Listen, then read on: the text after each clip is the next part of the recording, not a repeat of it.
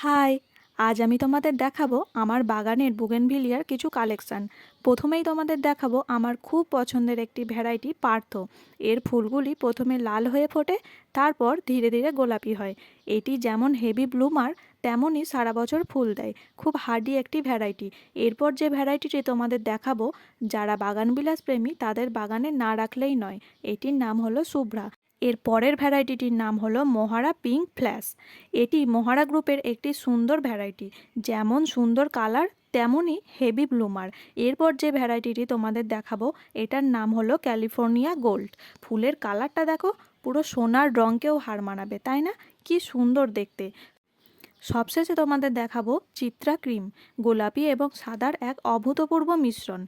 এখন থেকে আমি ঠিক করেছি, যারা আমার ভিডিওতে কমেন্ট করবে তাদের নামগুলো আমি পরের ভিডিওতে নেব। চলো আজকের মতো টাটা, দেখা হচ্ছে নেক্সট ভিডিওতে।